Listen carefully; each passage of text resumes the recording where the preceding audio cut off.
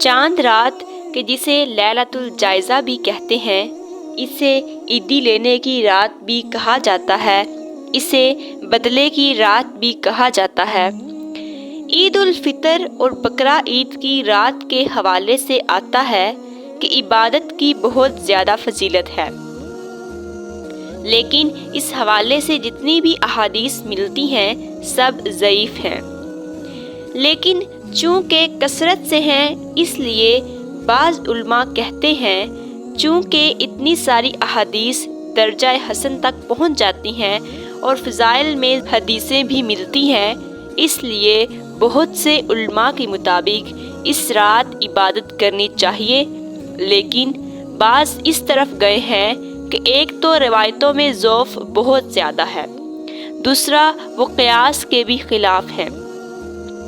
مثال کے طور پر جیسے ہی سورج غروب ہوتا ہے اسلام کہتا ہے کہ افطار میں جلدی کرو کیونکہ اب روزے کا وقت ختم ہو گیا ہے۔ اسی طرح جیسے ہی شوال کا چاند نظر آیا تو تراویح ختم ہو جاتی ہے۔ اسی طرح آپ صلی اللہ علیہ وسلم عید الفطر کی نماز سے پہلے کچھ میٹھا کھایا کرتے تھے۔ اس میں یہی حکمت تھی، یہ بتانے کے لیے کہ آج ہمارا روزہ نہیں ہے۔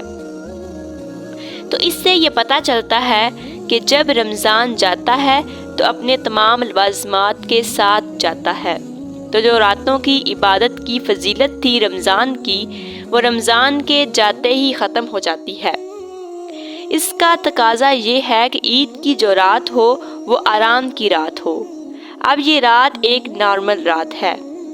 اگر کوئی اس نیت سے عبادت کرے کہ رمضان میں جو قیام اللیل اور تہجد کی عادت تھی وہ برقرار رہے تو ٹھیک ہے، پھر صرف عید کی رات کو ہی نہیں بلکہ آگے بھی اس عادت کو کنٹینیو رکھے تو بہت اچھی بات ہے۔ چونکہ اس معاملے میں علماء کا اختلاف ہے تو جو لوگوں کے لیے قابل بھروسہ عالم ہو اس کی بات مان لیں۔ چاند رات میں الگ سے دعاؤں کی قبولیت کے حوالے سے کوئی صحیح حدیث نہیں ملتی۔ ویسے تو جب چاہیں دعا کریں، لیکن مخصوص اس رات کے حوالے سے کوئی فضیلت نہیں۔